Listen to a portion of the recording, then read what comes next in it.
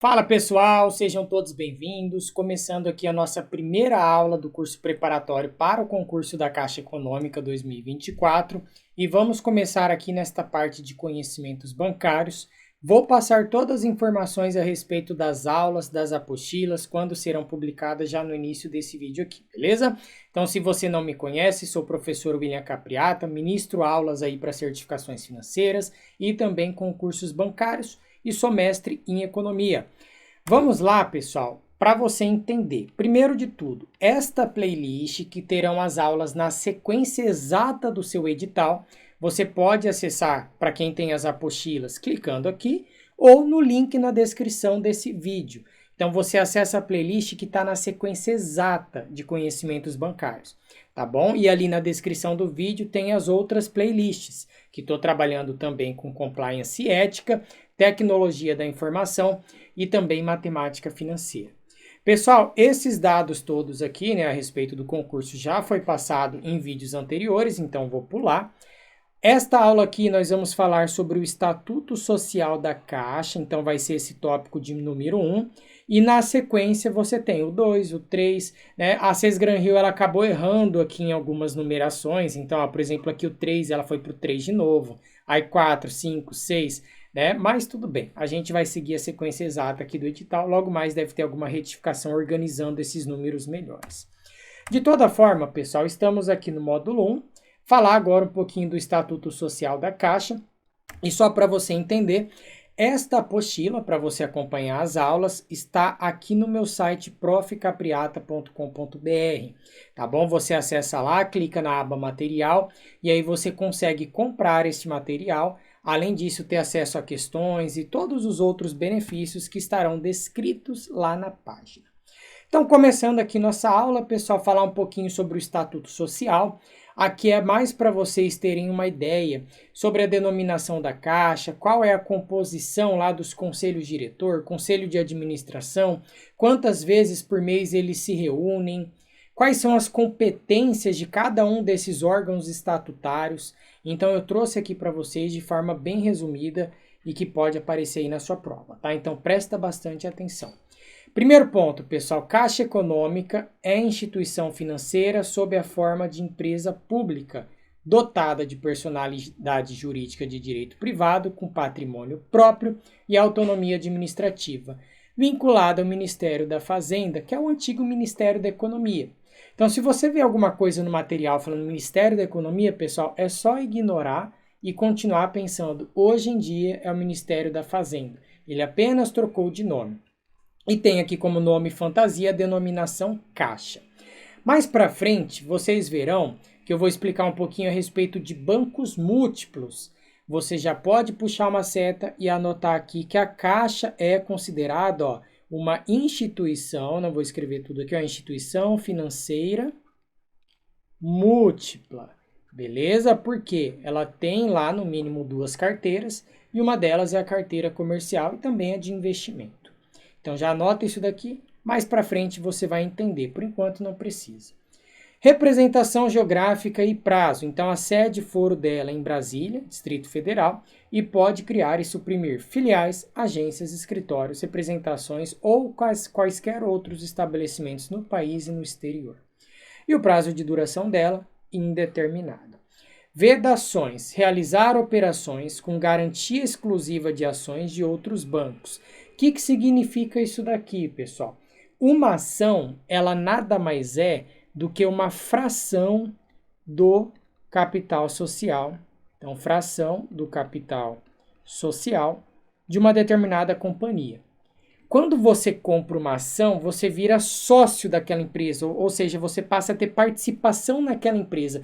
Então, a Caixa, ela não pode realizar nenhuma operação que ela dê como garantia ações de outras instituições financeiras. Isso ela não pode, está vedado no estatuto, tá bom? Realizar operações, prestar serviços ou transferir recursos às suas partes relacionadas em desacordo com a política definida aqui no âmbito interno e participar do capital de outras sociedades não relacionadas ao seu objeto social. Ou seja, comprar ações, né, participação aqui no capital social Em umas empresas, por exemplo, a empresa aleatória, empresa que não tem nada a ver com o objeto social da Caixa, ela não pode. Então, aqui, ó, eu sempre vou dando esses insights iniciais, só que eu ainda vou explicar sobre o mercado de renda variável. Você vai entender o que é uma ação, o que é uma fração do capital social. Tudo isso você vai aprendendo. Por enquanto, você só vai anotando as coisas que eu estou passando. É importante aqui dessa página saber que a Caixa é vinculada ao Ministério da Fazenda, tá bom? E ó, a Caixa poderá ter suas atividades, sempre de acordo com seu objeto social, orientadas pelo controlador, de modo a contribuir para o interesse público que justificou sua criação. Quem que é o controlador da Caixa? A União, ok? Então pode anotar isso daqui também. Continuando aqui, pessoal, no objeto social dela, você tem aqui algumas atribuições. Então, são várias, eu trouxe as principais aqui, eu vou passando uma por uma aqui com vocês e trazendo aí os insights. Então, receber depósitos a qualquer título, inclusive os garantidos pela União, em especial de economia popular, com o propósito de incentivar a população brasileira nos hábitos de poupança e fomentar o crédito em todas as regiões do país. Uma das coisas que eu já quero falar, né, quando a gente for ver sobre poupança, todo o dinheiro que ele está na poupança, o banco só pode utilizar para 2 tipos de empréstimos, ou financiamento habitacional, ou então crédito rural, tá bom? Então, ó, recursos que são provenientes da poupança, porque o banco ele trabalha de que forma? O banco trabalha assim, ele recebe recursos, então as pessoas depositam dinheiro lá, e com esse dinheiro que está depositado ele pode trabalhar, ele pode realizar outros empréstimos. Quando as pessoas colocam dinheiro na poupança, ele só pode emprestar ou para financiamento habitacional, e a Caixa é muito forte nessa questão da habitação, então habitacional, ou então para crédito rural. O banco mais forte de crédito rural que nós temos é o Banco do Brasil, beleza? Isso daqui eu falo também posteriormente na aula de poupança. Prestar serviços bancários de qualquer natureza por meio de operações ativas, passivas e acessórias, inclusive de intermediação financeira. Isso daqui da intermediação financeira é a primeira aula, a próxima aula que eu vou falar para vocês sobre Sistema Financeiro Nacional, eu explico o que é intermediação financeira, então não precisa ficar preocupado agora. Importantíssimo você saber administrar e prestar os serviços das loterias federais. Então, ó, a Caixa administra e presta os serviços, ok? Da Loteria Federal. Ela tem monopólio nas operações de penhor civil. Por enquanto, puxa uma seta e você vai escrever assim, né? O penhor, ele é uma garantia real. Existem 2 tipos de garantia, basicamente. A garantia pessoal ou fidejussória, que é uma pessoa que está garantindo, então, por exemplo, aval ou fiança, e a garantia real, que existe um bem garantindo, tá? Um bem móvel ou imóvel. Também não vou entrar em detalhes, então você só vai anotando os insights, porque temos aulas de garantia do Sistema Financeiro Nacional lá para frente, e lá eu falo sobre penhor. Então apenas anote garantia real, você já vai, ó, começando a ser introduzido aqui nessas partes de mercado financeiro. Realizar operações, serviços e atividades nos mercados financeiros e de capitais, tanto interno quanto externo. Administrar fundos e programas delegados pelo governo federal, isso é importante. Depois nós vamos ver ali a respeito da administração do FGTS. Realizar operações relacionadas à emissão e à administração de cartões, inclusive esses cartões aqui, ó, de programa de alimentação ao trabalhador, aqueles cartões de alimentação, refeição. Realizar operações de câmbio, tá bom? Então eu posso fazer um câmbio lá na Caixa Econômica, posso trocar moeda, não tem problema nenhum. Realizar operações de corretagem de seguros e valores mobiliários. Quando fala valores mobiliários, são aqueles valores que podem trocar de mão. Então, exemplos que eu tenho: ações, fundos cotas de fundos de investimentos, né? Melhor do que colocar aqui só os fundos. Então, ó, cotas de fundos de investimento, debêntures, isso tudo são considerados valores mobiliários, ok? Então, ela pode fazer essas operações. Arrendamento residencial e mercantil, eu explico também depois o que é um arrendamento e explico também mais para frente o que é o leasing, ok? Então isso aí tudo mais para frente você vai saber. Atua como agente financeiro dos programas oficiais de habitação, saneamento e infraestrutura. Anota isso que é importante, como principal órgão de execução da política habitacional e saneamento do governo federal. Este ponto 10 é importantíssimo. Ó. Vou puxar uma seta e colocar importante, porque você tem que saber que a Caixa é o principal órgão que executa política habitacional no nosso país e saneamento. E pode operar como sociedade de crédito imobiliário. Essa sociedade de crédito imobiliário, ela faz parte das carteiras dos bancos múltiplos, que também vai ter aula aí na frente, que você vai entender, para promover o acesso aqui à moradia. Então, quando um banco ele tem a carteira de sociedade de crédito imobiliário, basicamente ele pode fazer captação de recursos por meio da poupança. E aí, lembra que eu falei para vocês ali no comecinho da aula que poupança serve para emprestar, principalmente para financiamento habitacional. Então, a Caixa tem esta carteira. Com isso, ela consegue promover acesso aqui à moradia, empréstimo para moradia e principalmente para a população de menor renda. Ponto 11, importantíssimo também, atua como agente operador e principal agente financeiro do FGTS. Tá? Esse FGTS também tem aula específica sobre esse fundo. Este é um ponto que eu poderia já falar para vocês anotarem agora, que eu acredito que deve vir uma questão pelo menos a respeito de FGTS. Tá bom? Prestar serviços e conceder empréstimos e financiamento de natureza social, beleza, isso daqui é coisa que todo banco faz. Manter linhas de crédito específicas às microempresas e às empresas de pequeno porte. Prestar, o que é custódia de valores mobiliários? A palavra custódia significa guarda. Então, fazer a guarda desses valores mobiliários, exemplos que eu dei ali para você anteriormente. Prestar serviços de assessoria, consultoria, administração e gerenciamento de atividades econômicas. Atua na exploração de mercado e bancos digitais, né, para fins aqui comerciais e também institucional. Atua em projetos de cooperação técnica internacional. E realiza na forma fixada pelo Conselho Diretor, e nesta aula de Estatuto aqui Social da Caixa eu vou falar sobre o Conselho Diretor e também sobre o Conselho de Administração, tá? Então, fixada pelo Conselho Diretor e aprovada pela Caixa, aplicações não reembolsáveis ou parcialmente reembolsáveis destinadas especificamente a apoiar projetos e investimentos de caráter socioambiental que se enquadrem aqui prioritariamente a população de baixa renda. E aí ele fala aqui nas áreas de habitação também, social, saneamento ambiental, gestão ambiental, geração de trabalho e renda, saúde, educação, desportos, cultura, justiça e por aí vai. Tá bom? Isso daqui é algo que você vai lendo depois com calma, mas é para você ter um panorama geral aí da Caixa Econômica. Agora sim, nós vamos começar a falar a respeito dos órgãos estatutários. Então, entender o que cada um faz, isso é importante a gente ter diferenciado.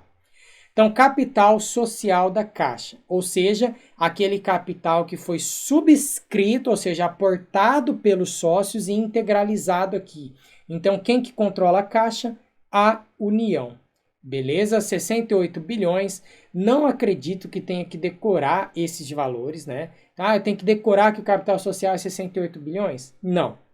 Eu apenas coloquei aqui para você conseguir visualizar.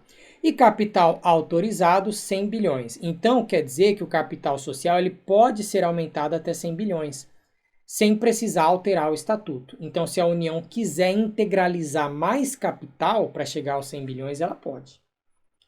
Assembleias, pessoal, sempre que falar ordinária, uma vez por ano. Sempre que falar extraordinária, sempre que for necessário. É assim que você vai pensar. E a ordinária, ela tem uma regra. Terminou o ano nos 4 primeiros meses seguintes ao término daquele ano. Então, 2023, ele encerrou, eu tenho que convocar a Assembleia Ordinária, que a gente chama de Assembleia Geral Ordinária, AGO, eu tenho que convocar ela, no máximo até abril. Então, janeiro, fevereiro, março, abril, nos 4 primeiros meses. Geralmente, essas assembleias ordinárias aqui, elas são para fazer o quê? Você vai fazer eleição de novos membros, você vai debater demonstrações contábeis, ver o parecer do auditor independente para descobrir se está tudo ok com as demonstrações financeiras, se existe algo que você tem que alterar ali. Então, tudo isso daqui vai ser debatido na Assembleia Ordinária. Composição da Assembleia pelo controlador único da União, da Caixa Econômica, que é a União. Geralmente uma Assembleia, você chama ali várias pessoas, tá? Mas quem que controla a Caixa? É a União. Então ela que faz parte aqui da Assembleia. Quem convoca? Presidente do Conselho de Administração. Então, ó, o Conselho de Administração está aqui, ele vai ter o seu presidente. Ele é o responsável por fazer a convocação aqui das assembleias. Tá bom? Em algumas hipóteses, pode ser que o Conselho Diretor, o Fiscal ou pela União. Mas, em regra, você sempre vai pensar, o Conselho de Administração, o seu presidente convoca a Assembleia. Instalação com a presença do controlador da Caixa, que é a União. Então, olha só os órgãos estatutários, pessoal. Você tem o Conselho de Administração, Diretoria Executiva, Conselho Fiscal, Comitê de Auditoria, Comitê de Pessoas, Elegibilidade, Sucessão e Remuneração e Comitê Independente de Riscos. Aqui eu já trouxe, né, um ponto aqui a respeito da diretoria executiva. Ela pode ter até 38 membros, composta pelo presidente da Caixa, por até 12 vice-presidentes e 25 diretores executivos. Tá bom? Daqui a pouco eu vou explicar cada um para vocês. E a Caixa é administrada pelo Conselho de Administração e pela diretoria executiva. Isso é um ponto importantíssimo, tá bom? Vou até apagar aqui. Aí você que já tem esse material, já conseguiu imprimir tudo certinho, ó, você puxa aqui um colchete entre esses dois e aí você fala assim, ó, Caixa Econômica Federal é administrada. Então você já sabe que vai ser administrada pelo Conselho e pela diretoria executiva. Esses pontos é importante você anotar. Importante aqui também que eu trouxe, ó, presidente da Caixa é nomeado e destituído pelo presidente da República. Escolha dos vice-presidentes e diretores executivos decorre de processo de seleção interna e os diretores executivos são selecionados dentre os empregados da Caixa, observando-se, se for da área jurídica, tem que ser titular de cargo de advogado da ativa e também do quadro permanente da Caixa. E se for da área de auditoria interna, aí ele tem que ter sua nomeação aqui, ou designação, ou exoneração, sempre aprovada pelo Conselho e submetida à aprovação da CGU, Controladoria Geral da União. Tá bom? Essa aula é uma aula mais maçante, pessoal, porque você não tem muito assim como fazer desenho, né? Quem acompanha minhas aulas aí sabe que eu sempre desenho bastante, eu sempre faço esqueminhas, só que quando fala de estatuto não tem muito esqueminha para fazer. Então ela fica um pouquinho mais maçante, mas tá aí, a gente precisa estudar, né? E quanto antes começar, melhor. Então, requisitos e vedações para administradores. Requisitos quanto à experiência profissional. Então, você pode ser dispensado em caso de indicação de empregado da Caixa para todos esses cargos aqui. Então, Conselho de Administração, Diretor, Gestão de Ativos de Terceiro, Conselho de Fundos Governamentais e por aí vai. Desde que você tenha ingressado na Caixa por meio de concurso público, tenha mais de 10 anos de trabalho efetivo e tenha exercido cargo na gestão superior da Caixa, comprovando sua capacidade para assumir responsabilidades do cargo de administração. E para exercício do cargo de presidente, vice-presidente e diretores, os candidatos podem ter nos últimos 10 anos os seguintes cargos: gerenciais em alguma instituição integrante aqui do Sistema Financeiro Nacional.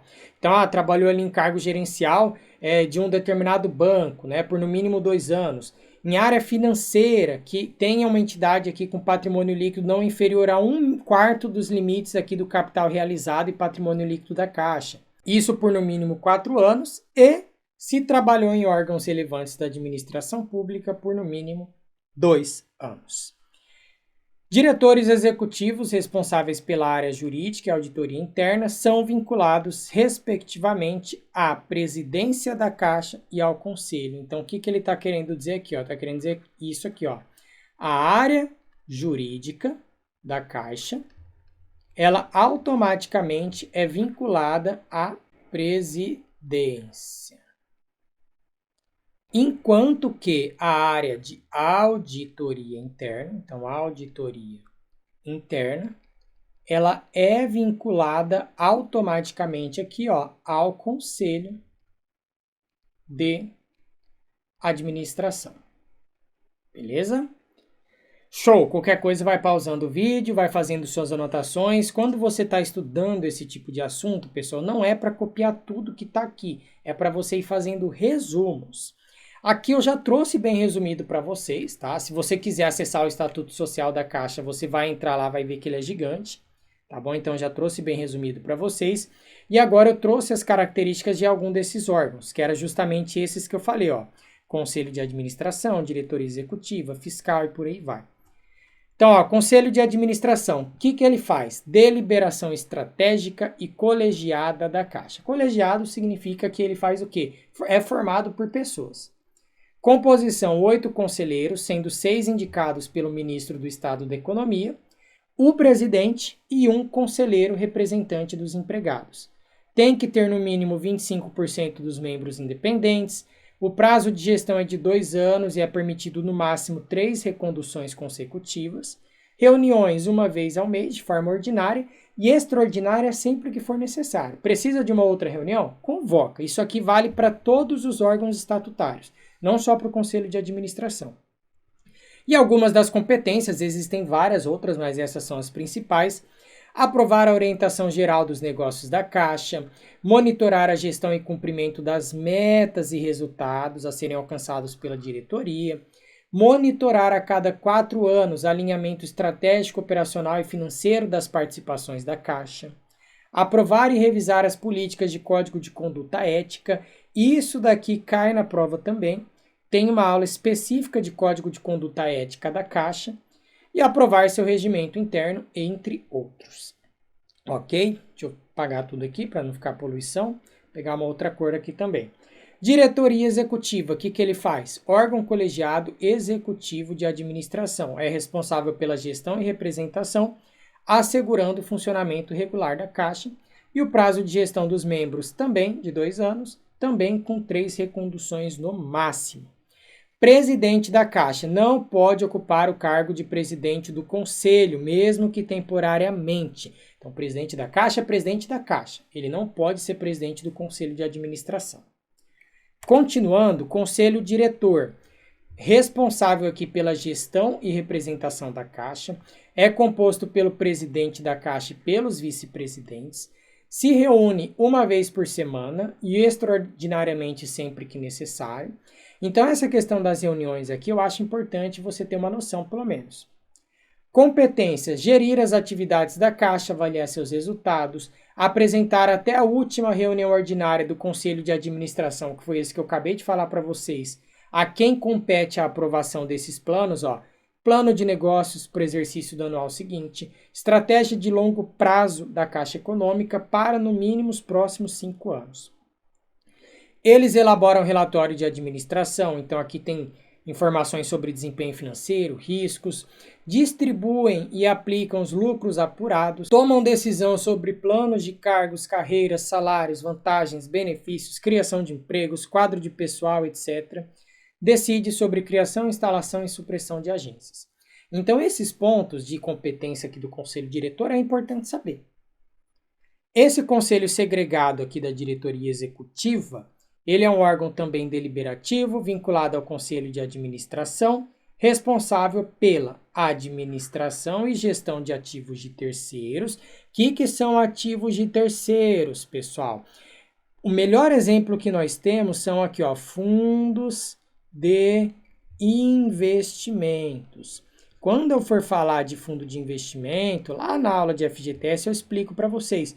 Mas só para você entender, o fundo de investimento, ele nada mais é do que um condomínio, onde para você fazer parte dele, você precisa comprar uma cota, e aí você passa a ter uma participação naquele fundo. Então, várias pessoas colocam dinheiro naquele fundo, né? Quando a gente fala da FGTS, você tem esse recolhimento compulsório pelos empregadores, então já o seu dinheiro já vai lá direto, ali para a FGTS, tá? E aí a Caixa, ela faz o quê? Ela faz a administração daquele fundo. Isso é um recurso de terceiro. Por que é um recurso de terceiro? Porque não é da Caixa. ela não pode usar esse recurso porque ela quiser. Ela simplesmente faz a administração deste recurso, tá bom? E também faz a administração aqui, ó, esse conselho no caso, e operacionalização das loterias e dos fundos instituídos pelo governo, incluindo aqui o FGTS. Continuando, Conselho de Administração e Gestão de Ativos de Terceiros, então também gestão de ativos de terceiros esse daqui, só que é o Conselho de Administração. Então faz gestão e representação da Caixa quanto a essa administração e gestão. Reúnem uma vez por bimestre, aprovam as propostas de investimento, reestruturação e desinvestimento dos fundos de investimentos do FGTS. Então quando a gente fala de gestão, o gestor de um fundo de investimento, ele é o responsável por comprar e vender os ativos que vão fazer parte daquele fundo. Porque este fundo, ele é o quê? Ele tem um monte de dinheiro lá dentro, esse fundo, e ele precisa alocar esse recurso em algum lugar. Ele precisa pegar esse dinheiro e ele precisa investir em alguma coisa. Então, ele vai realizar aqui os investimentos. Ele vai comprar lá determinados ativos para fazer parte do fundo. E quem toma essa decisão de investimento aqui, ó, é a gestão, é o gestor daquele fundo, tá bom? Que faz parte aqui, nesse caso, desse órgão estatutário, que é o Conselho de Administração e Gestão de Ativos de Terceiros.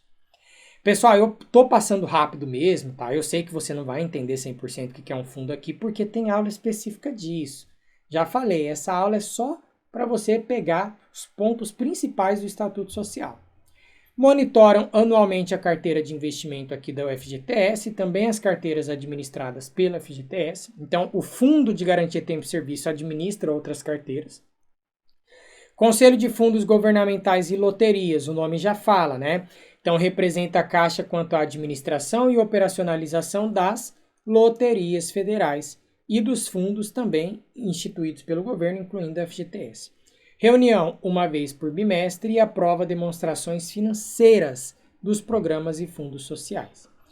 Conselho Fiscal, órgão de fiscalização e atuação colegiada individual, 3 membros efetivos e cada um com seus respectivos suplentes, sendo 2 indicados pelo Ministro de Estado da Economia e 1 indicado pelo Ministro de Estado da Economia como representante do Tesouro Nacional. Reuniões uma vez a cada mês.